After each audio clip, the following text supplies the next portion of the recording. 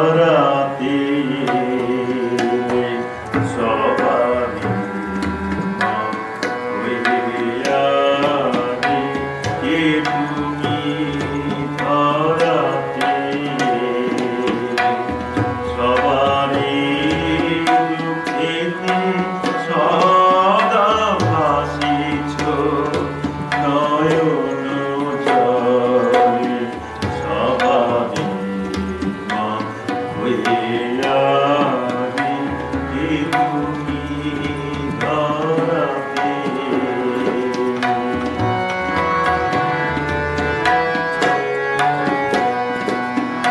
দেশে জাতি বেদনা দেশে জাতি বেদনা।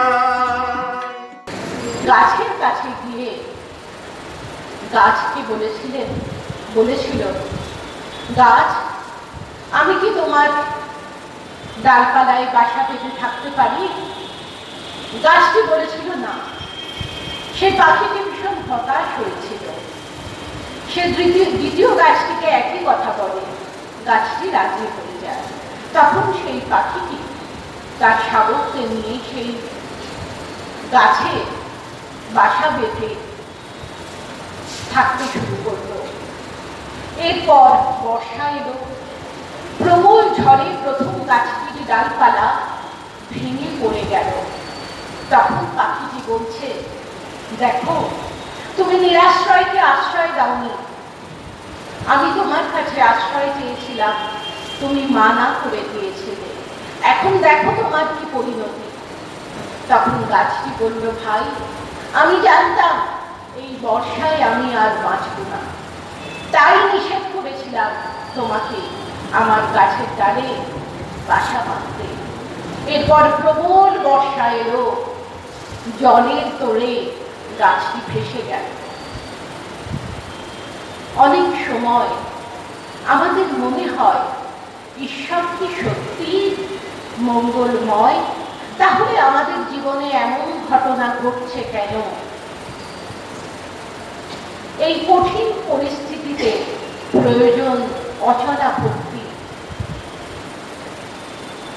ঠাকুর মা আমাদের বাবা মা, আমাদের কিসে ভালো তারা সব থেকে ভালো জানেন। আমাদের যাতে মঙ্গল তিনি তাই করবেন, এই বিশ্বাসটা মনে রাখতে হবে। বিশ্বাসে কি না হয়। আরেকটি গল্প মনে পড়ছে। একটি ফলওয়ালা, সে তার ফল বিক্রি করে। তার বাড়িতে তার অসুস্থ মা ছাড়া তার আর কেউ নেই। বারবার মাকে খাবার খাওয়াতে, ওষুধ দিতে তাকে বাড়িতে আসতে হয়। মাও তার ছেলেকে ছাড়তে চান না। তখন ছেলেটি বলল, মা, তুমি যে আমাকে বাইরে যেতে দিতে চাইছো না, আমি যদি পয়সা রোজগার না করি তোমাকে কি করে খাওয়াবো, কিভাবে তোমার সেবা করব? তখন তার মা তাকে বলেছিল, এক কাজ কর, তুই তো রেডিতে ফলগুলো সব রেখে দে, আর একটা কাগজে লিখে রাখ যে আমার মা অসুস্থ, আমার মায়ের জন্য আমাকে বারবার যেতে হচ্ছে, আপনারা ফল কিনে পয়সাটা রেখে দিয়ে যাবেন। সেটা শুনে ফলওয়ালা ছেলেটি বলল, কি বলছো মা? এখনকার দিনে কেউ ফল নিয়ে পয়সা রেখে দিয়ে যাবে? কখনো হয়? সব ফল লুট হয়ে যাবে।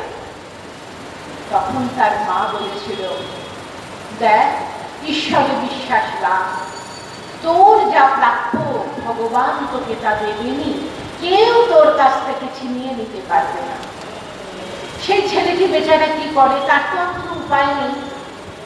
সে তার ফলের গাড়িটা রেখে, তার মধ্যে ফল রেখে, তার পাশে একটা কার কি দাম সেটা লিখে রেখে, একটা ওজনের মেশিন রেখে লিখে দিয়েছে যে আমার মা অসুস্থ, বারবার আমাকে মায়ের জন্য যেতে হয় বাড়িতে, আপনারা ওজন করে ফল নিয়ে পয়সাটা রেখে দিয়ে যাবেন। তাই একটি লোক সে বাজারে এসে এই অদ্ভুত ব্যবস্থাটা দেখে সে খুব বিস্মিত হয়েছে। দেখছে সত্যিই তো লোকে মেপে ফল নিয়ে যা প্রাইস লিস্ট আছে, যা মূল্য লেখা আছে, সেই মতো পয়সা রেখে চলে যাচ্ছে, কেউ পয়সাগুলো চুরি করছে না। সে খুব বিস্মিত হয়েছিল। এক ডজন কলা নিয়েছিল, তার দামটি সে রেখে দিয়ে চলে যায়। রাত্রিরে সেই ফলালার সঙ্গে আবার দেখা হয়। তখন সে তাকে জিজ্ঞাসা করে, ভাই, এইভাবে তুমি যে প্রতিদিন ফল রেখে চলে আসছো, টাকা পয়সা ঠিক মতো পাও? বলছে, হ্যাঁ বাবু, পাই, বরঞ্চ বেশি পাই। কেউ কেউ লিখে দিয়ে যায় যে তোমার মায়ের চিকিৎসার জন্য আমি এই টাকাটা রেখে গেলাম। একজন ডাক্তারবাবু তার ফোন নাম্বার রেখে গেছে, লিখেছে তোমার মায়ের যদি দরকার হয় আমাকে ফোন করতে পারে। দেখুন, বিশ্বাসে কি না হয়। আর আমাদের কিসের দুর্ভাবনা, আমাদের তো মা আছেন। দায় কি আমার? দায় তো তার।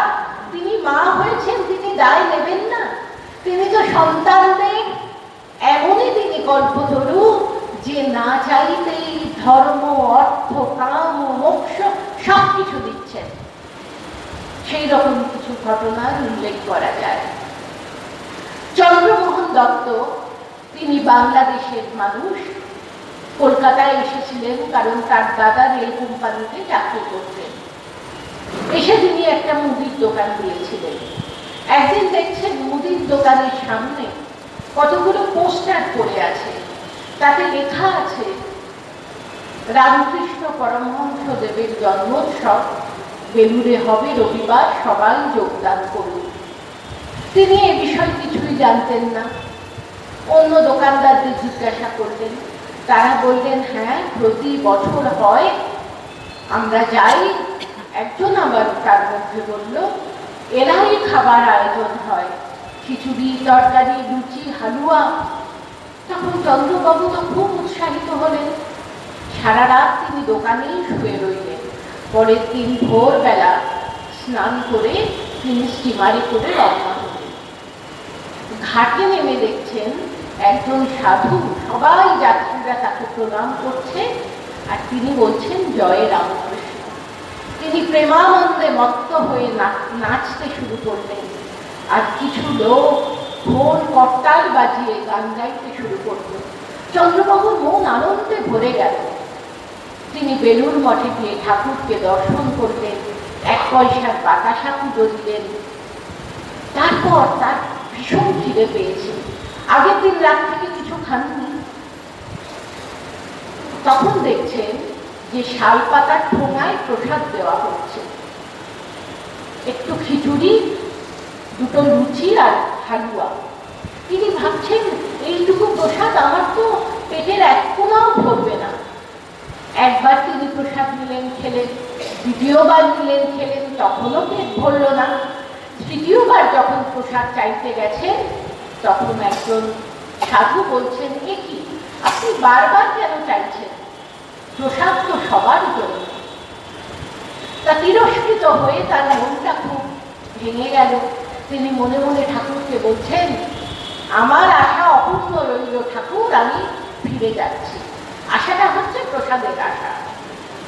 যখন ফিরে যাচ্ছেন দেখছেন স্টিমার ঘাটের সামনে একটা গাছতলায় 2-3 জন লোক খিচুড়ি, তরকারি, চাটনি যে যত চাইছে দিচ্ছে। তিনি পেট ভরে প্রসাদ খেলেন। ঠাকুরকে মনে মনে ধন্যবাদও জানালেন যে, ঠাকুর, আমি অভিযোগ করেছিলাম, কিন্তু তুমি আমার আশা পূর্ণ করলে। তিনি ফিরে গেলেন। মুদির দোকান আর চলল না। তার দাদাও বলে দিলেন যে, তোমার ভার আর আমি বলতে পারবো না, তুমি কাজকর্ম দেখে নাও। তিনি 2-3টে জায়গায় কাজের খোঁজ করলেন, কোনোই লাভ হলো না। তখন তার মনে হলো, তিনি শুনেছিলেন বিপদগ্রস্ত মানুষকে সাহায্য করে রামকৃষ্ণ মিশন। তিনি সবাইকে জিজ্ঞাসা করছেন, রামকৃষ্ণ মিশন কোথায়? রামকৃষ্ণ মিশনের হেডকোয়ার্টার যে বেলুড় মঠ, কয়েকদিন আগে তিনি গেছেন সেখানে, সেটাও তার জানা নেই। তা একজন বলল, বাগবাজারে যান। তিনি বাগবাজারে বলরাম বসুর বাড়িতে গেলেন। একজন বলল, আপনি ওখানে গিয়ে কোনো মহারাজের সঙ্গে দেখা করুন। তা গেটের সামনে হিন্দুস্থানি দারোয়ান বসে আছে। তাকে বললেন মহারাজের সঙ্গে দেখা করতে চাই। সে জিজ্ঞাসা করলো কোন মহারাজ? বলছেন যে কোনো মহারাজ হলেই হবে। সে ভাগিয়ে দিল, বলল হবে না, দেখা, চলে যাও। তার ওই রকম রুক্ষ শুষ্ক চেহারা আর মলিন বেশ দেখে সে ভেবেছে যে এই লোকটা একটা অজানা অচেনা লোক, উদ্দেশ্য ছাড়াই এসেছে, দেখা করতে চাইছে। এমন সময় এক সহৃদয় ব্যক্তি তাকে বললেন যে আপনি মায়ের বাড়ি যান উদ্বোধনী। তিনি মায়ের বাড়ির কাছে এসে জিজ্ঞাসা করছেন যে এখানে কে সব থেকে বড়, আমি তার সঙ্গে দেখা করব। তা একজন বলছেন মা। বলছে এটা কেমন ব্যাপার, মানে তার কাছে গোলক ধাঁধা। শুনছেন সন্ন্যাসীদের আশ্রম, আর সব থেকে বড় তিনি মা। মা মানে তো মহিলা। যাই হোক, সে ছেলেটি এসে বলল মা আপনাকে ডেকে পাঠিয়েছেন। মায়ের কাছে গিয়ে মায়ের সেই মধু মাথা কণ্ঠস্বর শুনে তাকে প্রণাম করে তার সেই বিহু মাথা মুখ দেখে, করুণায় ভরা চোখ দেখে তিনি তো বলে গেলেন, অকপটে সব কথা বলে দিলেন। মা বললেন বাবা, এখানে একজন লোক দরকার। তুমি সব রকম কাজ করতে পারবে তো? মান সম্ভ্রমে বাঁধবে না তো? এখানে বাজার দোকান করবার জন্য একজন লোক দরকার, কিন্তু সে লোককে রাখবে আমার ছেলে শরৎ। শরৎ মহারাজের কাছে পাঠিয়ে দিলেন। আর শরৎ মহারাজ মায়ের কথা শুনেই বলছেন তুমি তো অ্যাপয়েন্টমেন্ট লেটার নিয়েই এসেছো। মা যখন করেছেন তখন তো তুমি আজ থেকে এখানেই থাকবে। তার তো আনন্দের সীমানা নেই। মাইনে পাবেন, চাকরি হলো, মহারাজদের কাছে থাকবেন। প্রথমে তিনি বাজার দোকান করতেন, তারপরে তাকে কাজ দেয়া হলো বই প্যাকিং করা। তিনি বই প্যাকিং করে বিভিন্ন জায়গায় নিয়ে যেতেন। পাঁচু বলে একটি লোক ছিল, সে বই কাঁধে করে নিয়ে যেত আর তিনি বিক্রি করতেন। মায়ের সঙ্গে অসংকোচে তিনি কথাবার্তা বলতেন, মায়ের ছোটখাটো কাজকর্মও করে দিতেন। এরপর মা তাকে দীক্ষা দিলেন, তার জপের মালা শোধন করে দিলেন। তিনি মনে করছেন এখন তো এটা আমার শুধু কর্মক্ষেত্র নয়, এটা তো আমার গুরুগৃহ। তাই পাঁচু যেদিন না আসতো তিনি নিজে সেই বইয়ের বস্তা তিনি নিজে কাঁধে করে নিয়ে যেতেন। ভাবতেন দু পয়সা যদি বাঁচে মায়ের সেবাই কাজে লাগবে। এইভাবে নিয়ে যেতে যেতে গরমকালে তার কাঁধে ঘা হয়। মা সেটি জানতে পেরে জিজ্ঞাসা করলেন, তিনিও বলে দিলেন যে পাঁচু না এলে আমি কোনো মুটের ব্যবস্থা করি না, কোনো রিক্সা ডাকি না, আমি পয়সা সাশ্রয় করবো বলে নিজে যাই। মা বললেন বাবা এমনটি আর করো না। তারপর মা তাকে একটু সর্ষের তেল তাকে জপ করে হাতে দিয়ে বললেন এটি তুমি তোমার কাঁধে লাগিয়ে দিও, ভালো হয়ে যাবে। সত্যিই তিনি কয়েকদিন পরে সুস্থ হয়ে গেলেন। তিনি যখন উদ্বোধনে বইয়ের প্যাকিংয়ের কাজ করতেন তখন একদিন শুদ্ধানন্দ মহারাজ তাকে জিজ্ঞাসা করেছিলেন যে চন্দ্র, তুমি তো মায়ের কাছে যাতায়াত করো, মায়ের কাছে কি চাও? তা চন্দ্রবাবু বলেছিলেন কেন? আমি মিষ্টি প্রসাদ চাই। বলছেন তুমি মিষ্টি প্রসাদ চাইবার জন্য এখানে আছো? জানো উনি সাক্ষাৎ ভগবতী, উনি তোমায় মুক্তি দিতে পারেন, ব্রহ্মজ্ঞান দিতে পারেন। বলছেন এটা আর বড় কথা কি, আমি এক্ষুনি গিয়ে চেয়ে আসছি। মায়ের কাছে গেছেন। মা তখন ঠাকুরের পূজা করছেন, পূজার আসনে বসে আছেন। তিনি তো কথা বলবেন না, ইশারায় জিজ্ঞাসা করলেন কি প্রয়োজন। চন্দ্রবাবু কিচ্ছু বলতে পারছেন না, মনে মনে বলছেন এবার বলবো মা আমাকে ব্রহ্মজ্ঞান দাও, সেটা যদি বড় বেশি হয় তাহলে অন্তত মুক্তি দাও। কিন্তু কিচ্ছু বলতে পারছেন না, কে যেন দিকটা টেনে ধরেছে। মা আবার ইশারা করে জিজ্ঞাসা করছেন তিনি কি চান। তখন চন্দ্রবাবু বললেন মা আমাকে প্রসাদ দিন। মা তাকে সন্দেশ রসগোল্লা দিলেন, তিনি সেটা নিয়ে চলে গেলেন। এই যে শ্রী শ্রী মা জগদ্ধাত্রী, জগত্তারিণী মা, তার কাছে কিন্তু ইচ্ছা করলেই চাওয়া যায় না। ইচ্ছাময়ীর ইচ্ছা যেমন, তার ইচ্ছার উপরে নির্ভর করতে হয়। আর তিনি ইচ্ছা করলে না চাইতেই সন্তানকে সব দিতে পারে। নিজের মায়ের কাছে কি কিছু চাইতে হয়? তিনি তো সবার থেকে বেশি ভালোবাসেন, বোঝেন কখন কি আমাদের প্রয়োজন। মাকে শুধু ভালোবাসতে হয়, যা প্রয়োজন তিনি তো তা দেবেন। চন্দ্রবাবুকেও দিয়েছিলেন। একদিন তিনি বলেছিলেন, বাবা, আমার কাছে যাদের দীক্ষা হয়েছে তাদের এটাই শেষ জন্ম, তোমারও এটা শেষ জন্ম। শুনে চন্দ্রবাবুর চোখ দিয়ে অবিরত ধারা বলছে। তিনি কাঁদতে কাঁদতে নিচে নেমে এলেন, আর শরৎ মহারাজের সঙ্গে দেখা। শরৎ মহারাজ দেখেই বুঝেছেন, বলছেন, ব্রহ্মা বিষ্ণু মহেশ্বর যার কৃপা পাওয়ার জন্য তপস্যা করে, সেই মায়ের দু একটা ছোটখাটো কাজ করে দিয়ে তুমি আসল জিনিসটা হাসিল করে নিয়ে এলে। যাও, এবার ড্যাং ড্যাং করে ঘুরে বেড়াও। শ্রী শ্রী মা চন্দ্রবাবুকে এক মুঠো চাল দিয়ে বলেছিলেন, মা, অন্নপূর্ণা তো, এটা বাড়িতে রেখে দাও, তোমার অন্ন কষ্ট হবে না। একদিন চন্দ্রবাবু বলছেন, আমি মাকে বলছি, মা, আপনি তো আমাকে এত দিয়েছেন, আমার খুব ইচ্ছা আপনার স্বরূপটা দেখি। মা তখন তাকে জগদ্ধাত্রী রূপে দর্শন দিয়েছিলেন। আর সেই রূপ দেখে ভয় কি কম্পন, সারা গা কাঁপছে, কাঁপতে কাঁপতে মায়ের পায়ের তলায় তিনি একদম ভূমিষ্ঠ হয়ে পড়ে গেলেন। মা তার পিঠে হাত বোলাচ্ছেন, আদর করে চন্দু বলে ডাকতেন, চন্দু ওঠো, চন্দু ওঠো। একবার তার পরিবার তো বাংলাদেশে থাকতো, একবার পদ্মায় ভয়ঙ্কর বন্যা হয়েছে, সব বাড়ি ঘর ভেসে গেছে। তিনি ভাবছেন, মা আমায় এত কিছু দিয়েছেন, আবার কি করে আমি মাকে গিয়ে বলবো। কিন্তু তার মুখ দেখে মা ঠিক বুঝেছেন, বলছেন, কি হয়েছে চন্দ্র, তোমার মুখ দেখে মনে হচ্ছে তুমি খুব দুশ্চিন্তায় আছো। তখন তিনি বলেছেন যে ঘর দোর সব আমার ভেসে গেছে বন্যায়। বলছেন, সে কি, তুমি এখানে কি করছো, যাও, সেখানে তোমার পরিবার আছে। বলছেন, আমার তো টাকা নেই মা, যে আমি যাব, আমার তো টাকা নেই যে তাদের জন্য কিছু বন্দোবস্ত করে আসবো। মা তখন টাকা দিলেন, বললেন, যাও, তুমি ব্যবস্থা করে এসো, কিন্তু কারোকে এই কথা বলবে না। কেউ যদি জিজ্ঞাসা করে বলবে, বন্যায় আমার পরিবারের অসুবিধায় পড়েছে, আমি তাই তাদের দেখতে যাচ্ছি।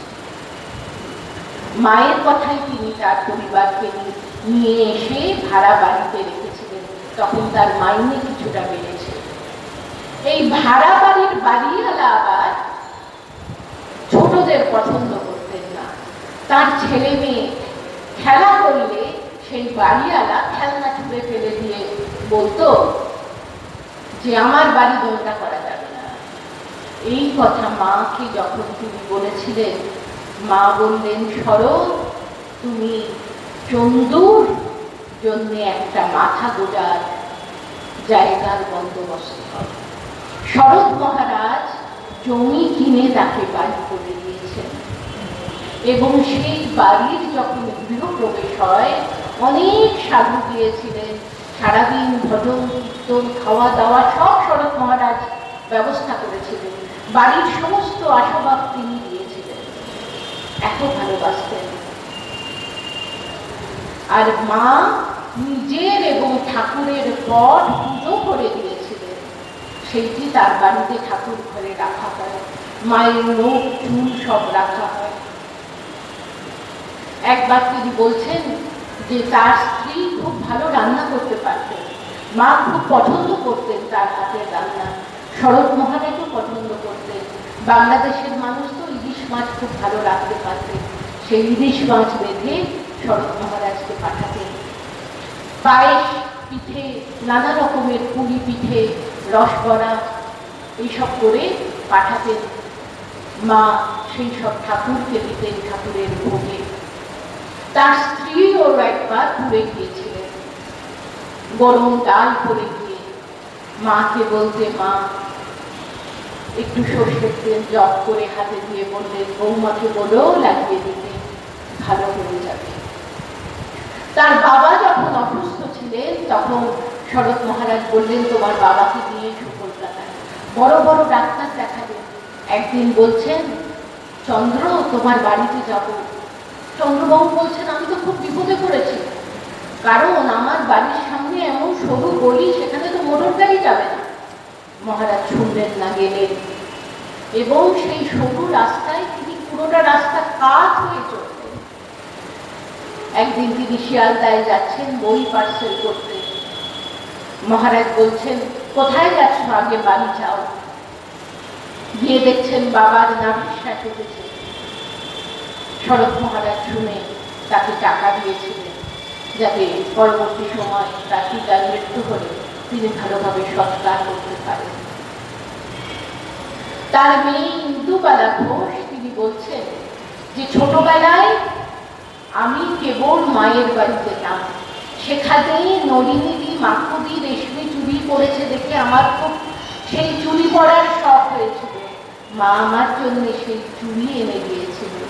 কে যেন এক ভক্ত রাধুনিকে আচার দিয়েছিলেন, মা সেই আচার আমাকে অর্ধেকটা দিয়েছিলেন।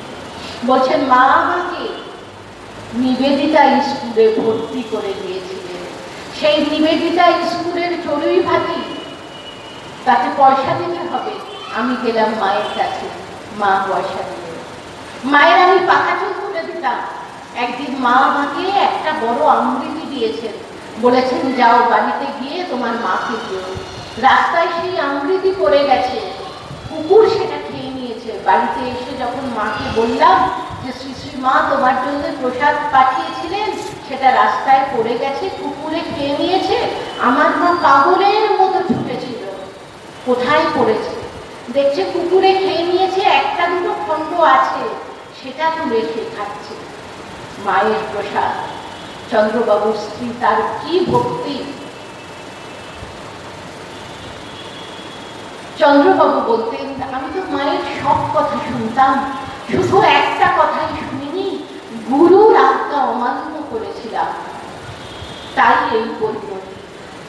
মা বলেছিলেন, বড় খুকিকে বিয়ে দিও না, ও নিবেদিতার স্কুলে পড়ো। কিন্তু তখন সমাজের চাপ, মেয়ের বয়স 15 হয়ে গেছে, পতিত হবার ভয় সমাজে, তাই তিনি বিয়ে দিয়েছিলেন। কিন্তু বিয়ের 3-4 বছর পরে একটি ছোট মেয়ে আর সদ্যজাত ছেলেকে নিয়ে সেই বাপের বাড়ি ফিরে আসে, তার স্বামীর মৃত্যু হয়। মায়ের কথা একটাই অমান্য করেছিলেন, বলছেন, তাই এই পরিণতি।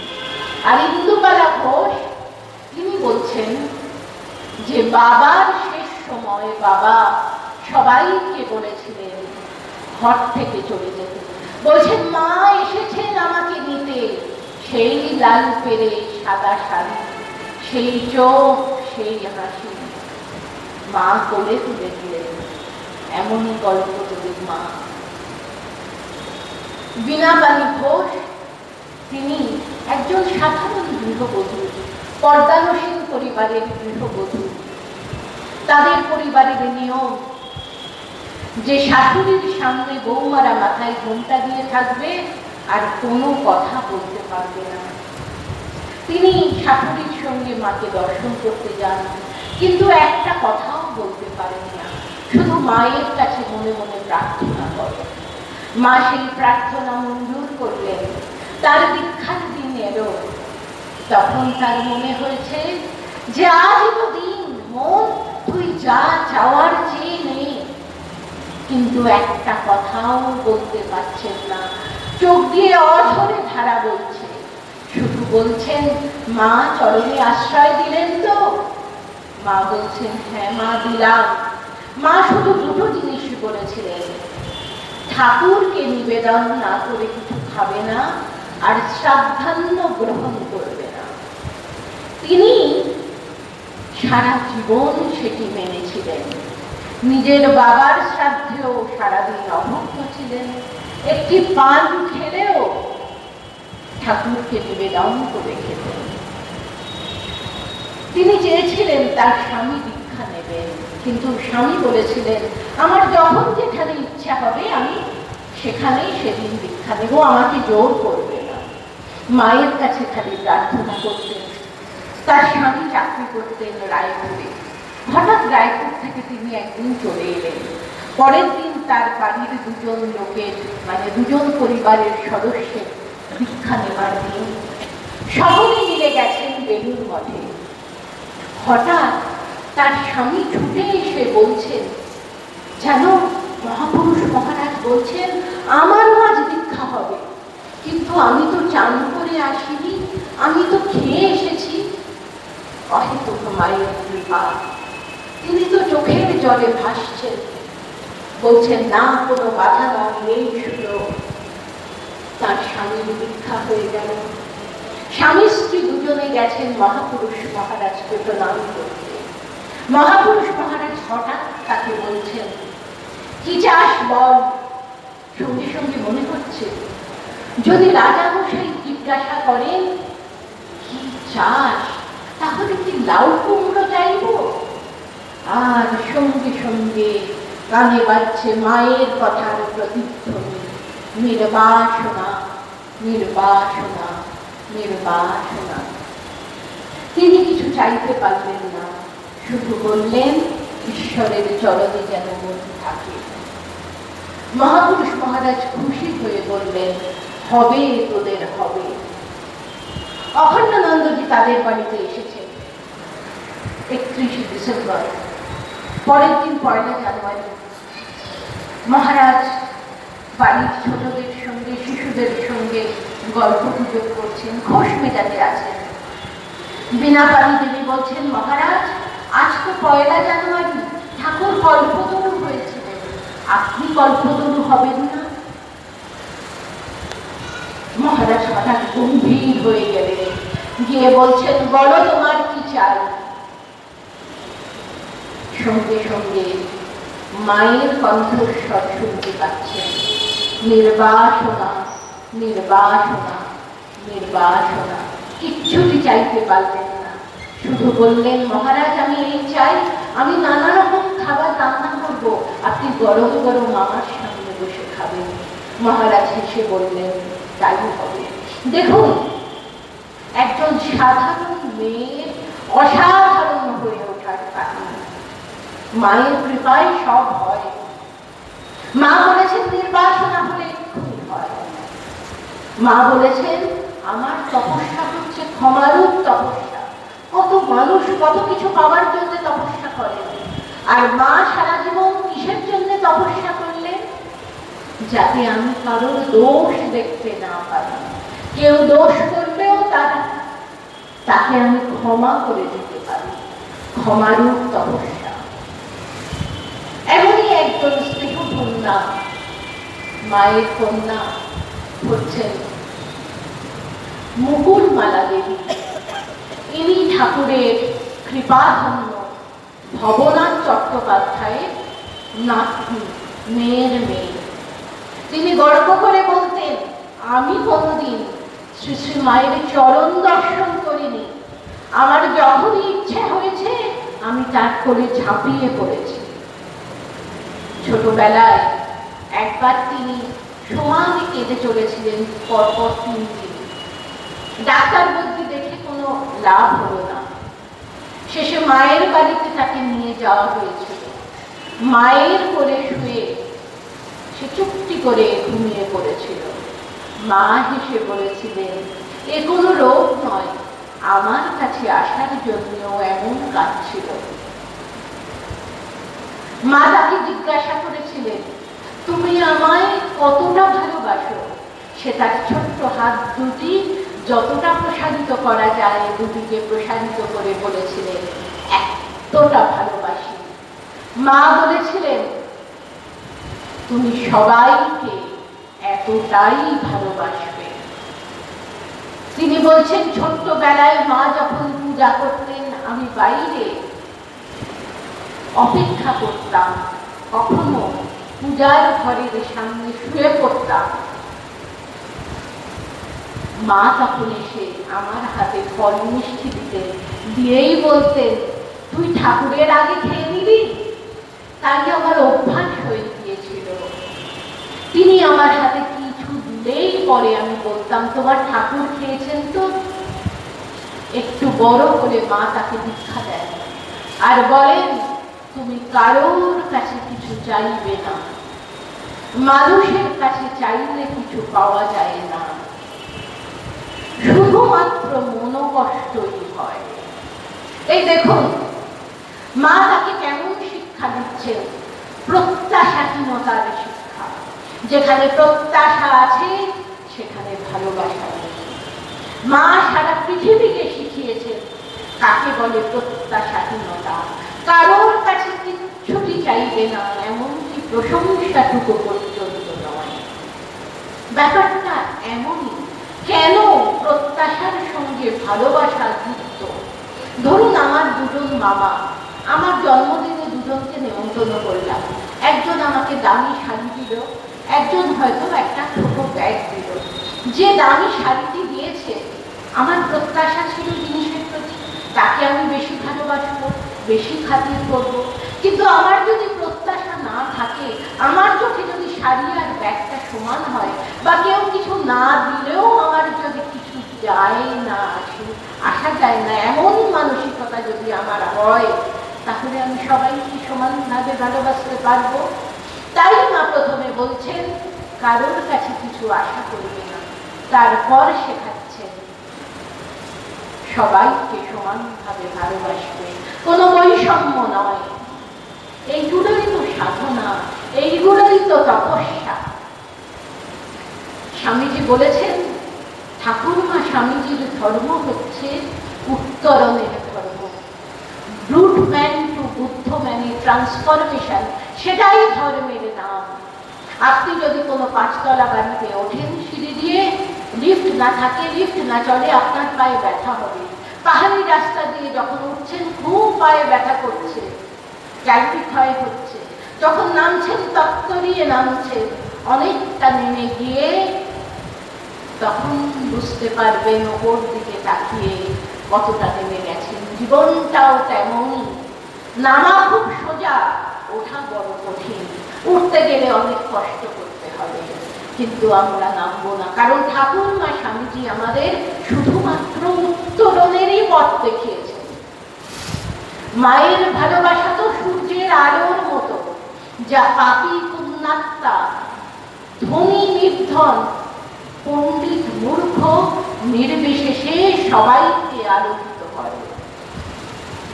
কেশবচন্দ্র নাথ, বিখ্যাত গণিতজ্ঞ, ম্যাথমেটিশিয়ান, তার মায়ের কাছে দীক্ষা হয়েছিল যখন তিনি যুবক। তার বাড়ি ছিল বর্ধমানের কাছে জুরাতে। একবার তিনি ভয়ঙ্কর অসুস্থ হয়ে পড়লেন। ডাক্তার বলতে দেখে কিচ্ছু হলো না। একটা রাত্রে তো এমন শ্বাসকষ্ট, সবাই অক্সিজেন সিলিন্ডার খুঁজতে গেছে। মনে হচ্ছে এই রাতটাই বোধহয় শেষ রাত। তিনি কেবল কাঁদছেন আর মায়ের কাছে প্রার্থনা করছেন, মা তুমি তো করুণাময়ী, সবাইকে করুণা করো।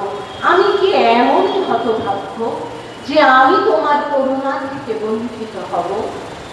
কিছুক্ষণ পরে তিনি ঘোরের মধ্যে দেখছেন একটি নারী মূর্তি, তার মুখে একটি ওষুধ খাইয়ে দিলেন। ন্যাপথলিনের গলির মতো সেই ওষুধটা যখন তার ভিতরে যাচ্ছে, যেন সমস্ত যন্ত্রণা শুষে নিচ্ছে। তিনি সুস্থ হয়ে গেলেন। পরের দিন অক্সিজেন সিলিন্ডার ফেরত গেল। ডাক্তার বলছেন, মিরাকেল, এতদিন যে রোগ ভুগেছে সে এত ফিট কি করে হয়ে যেতে পারে? মা হচ্ছেন কপাল মোচন, অঘটন ঘটন প্রতিবেশী। তিনি বিধির বিধান খণ্ডন করতে পারেন। সন্তানকে ইচ্ছা করলে নবজন্ম দিতে পারেন। আবার রাসবিহারী মহারাজ বলছেন যে একটি মেয়ে একদিন 4টের সময় মায়ের সঙ্গে দেখা করতে উদ্বোধনে মায়ের কাছে জিজ্ঞাসা করা হলো। মায়ের কাছে তো মেয়েদের তখন মানে যারা ভারতীয় নয় বিদেশি তাদের ম্লেচ্ছ বলা হতো। মায়ের কাছে তো ম্লেচ্ছ মুচি দৌ মুসলমান সবার অগাধ চলো। মা বললেন পাঠিয়ে দাও। মেমটি এসে বলছে, মা আমি আপনার সময় নষ্ট করছি না তো, বিদেশিনী তো খুব কাটিছি জানি, ভদ্রতা জানি। মা বলছেন না, তুমি বলো। বলছেন আমার মন খুব খারাপ, কারণ আমার মেয়ে খুব অসুস্থ। আপনি যদি কৃপা করেন আমার মেয়েটি সুস্থ হয়ে যাবে। মা তখন গোলাপ মাকে বললেন ঠাকুরের চরণের একটি ফুল আছে, একটি পদ্ম ফুল আর বিল্বপত্র নিয়ে তিনি ঠাকুরের দিকে অনেকক্ষণ তাকিয়ে থেকে সেই মেয়েটির হাতে দিয়ে বললেন যে তোমার মেয়ের মাথায় বুলিয়ে দিও, ভালো হয়ে যাবে। মেমটি বলছে আপনি যখন বলছেন ভালো হয়ে যাবে, নিশ্চয়ই ভালো হবে। কি অসাধারণ ভক্তি বিশ্বাস। জিজ্ঞাসা করছেন এই ফুলটি শুকিয়ে গেলে কি করব? গোলাপ মা বলছেন কি করবে বাছা, গঙ্গা জলে ভাসিয়ে দিও। মেমটি বলছে না, ঠাকুরের ফুল আমি গঙ্গা জলে ভাসাবো না, আমি কাপড়ের পুটলিতে রেখে দেব, সেটা মেয়ের মাথার কাছে। মা বলছেন হ্যাঁ মা তাই করো। সেই মেমটির মেয়ে সুস্থ হয়ে গিয়েছিল এবং মেমটি প্রায় মায়ের কাছে যাতায়াত করত এবং তার দীক্ষাও মা দিয়েছিল। দেখুন, অজ্ঞাত অখ্যাত যাকে কেউ জানি না চেনি না, তার নাম পর্যন্ত জানা যায়নি, তার প্রতি মায়ের কি করুণা, কি অসাধারণ করুণা। অপূর্বানন্দজি মা মহারাজ বলছেন তিনি তখন মঠে যোগদান করেননি, তিনি নেহাতি জীবন।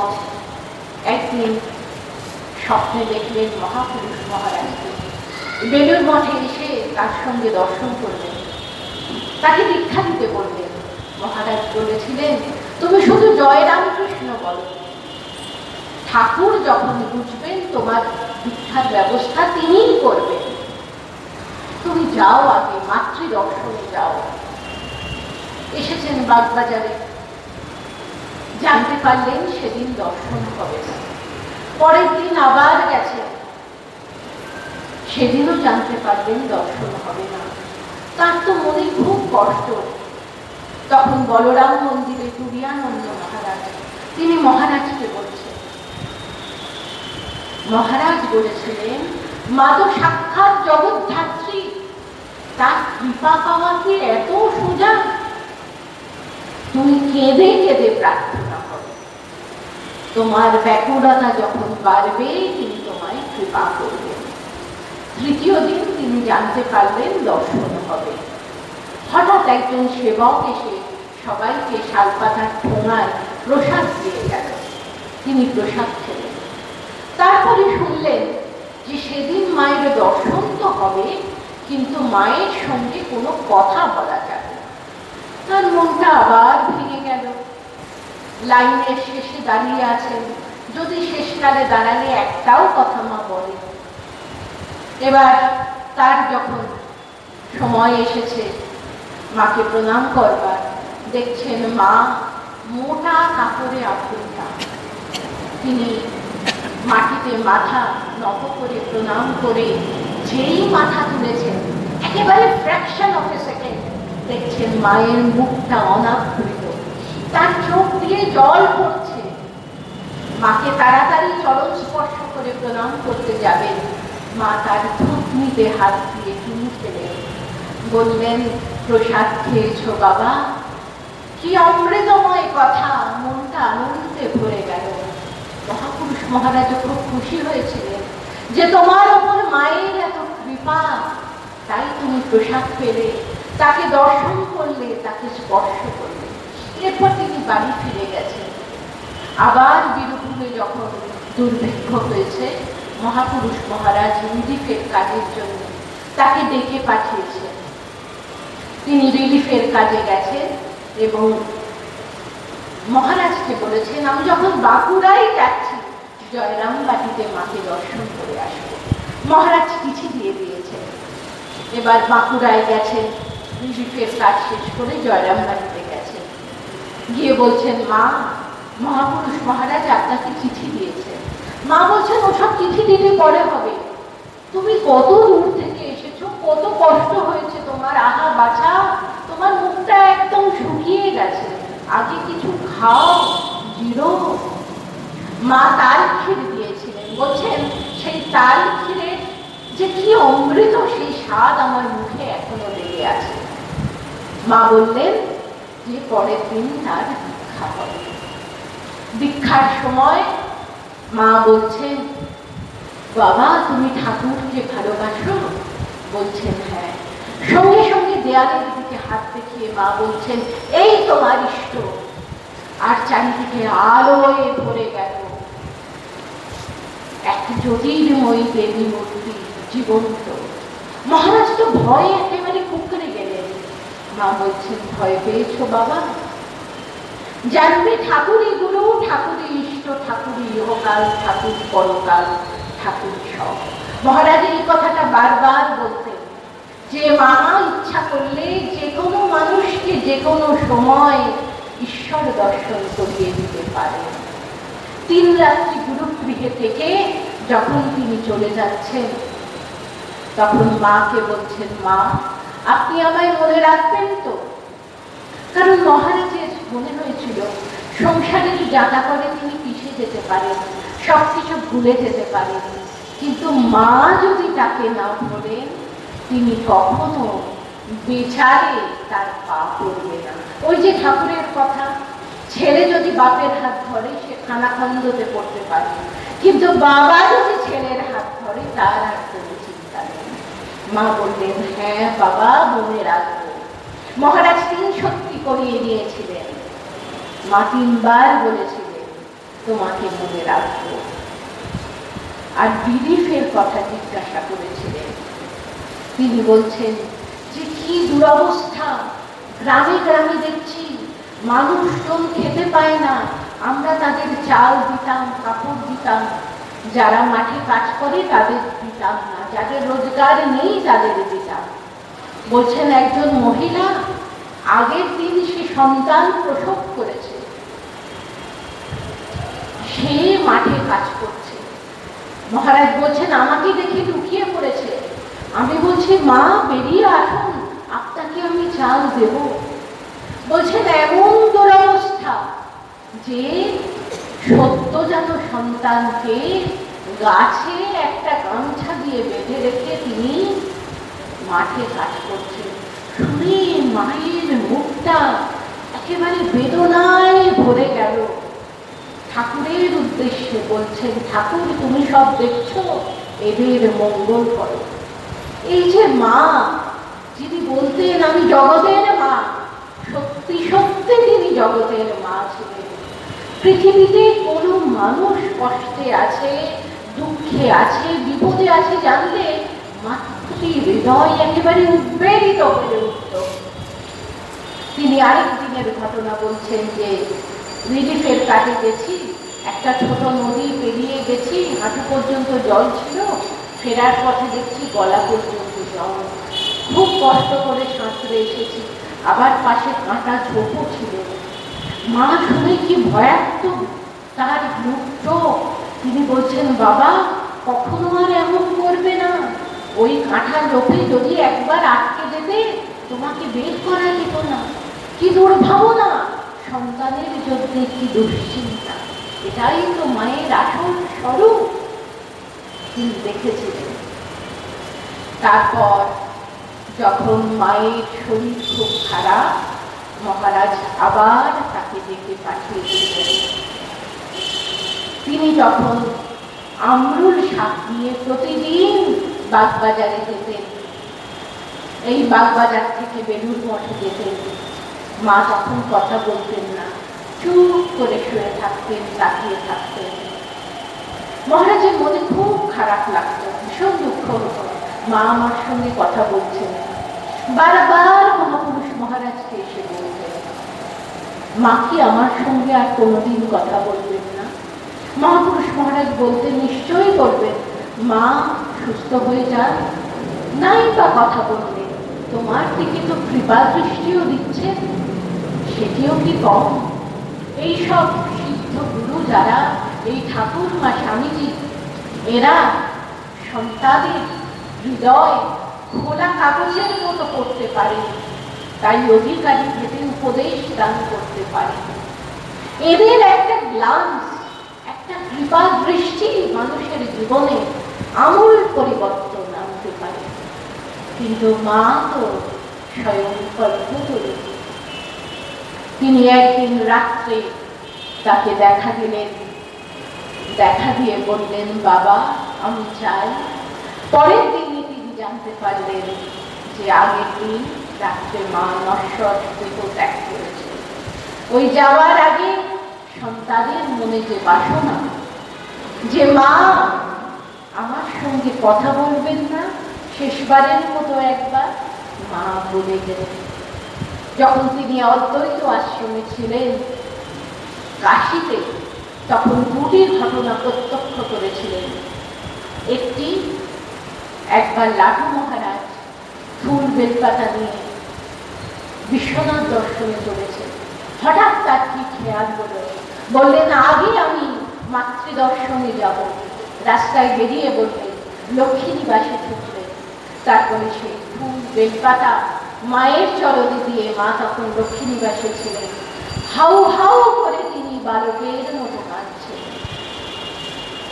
লাটু মহারাজ যে খুব একটা আবেগতাড়িত ছিলেন এমন কথা আমাদের জানা নেই, কিন্তু সেদিন তিনি মায়ের কাছে একদম ছোট শিশুটি হয়ে গিয়েছিলেন।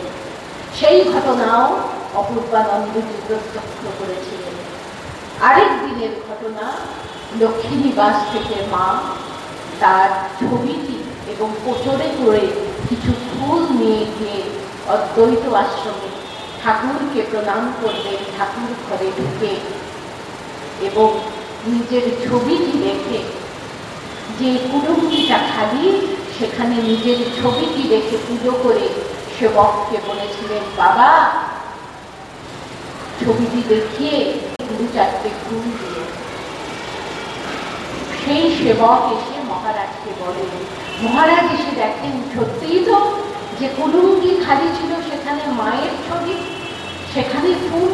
মহাপুরুষ মহারাজকে বলতে মহাপুরুষ মহারাজ খুব চিন্তিত হয়েছিলেন, বলেছিলেন তাহলে কোথায়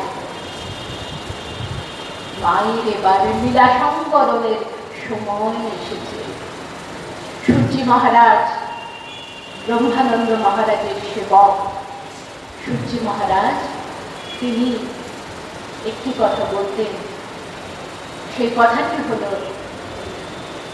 বলছেন আমি একদিন হরি মহারাজকে বলেছিলাম যে এতদিন তো মঠে আছি, জব ধ্যান করছি, কাজকর্ম করছি, ঘর সংসার সবকিছু ত্যাগ করে এখানে পড়ে আছি, ওই ঈশ্বর দর্শন তো হচ্ছে না। তখন কবি মহারাজ বলেছিলেন যে দেখো তোমরা কল্পতরু বৃক্ষের নিচে আশ্রয় নিয়েছ, ফল তো পাবেই আজ বা কাল। আর যদি তাড়াতাড়ি ফল চাও তাহলে গাছটিকে ধরে ঝাঁকাও।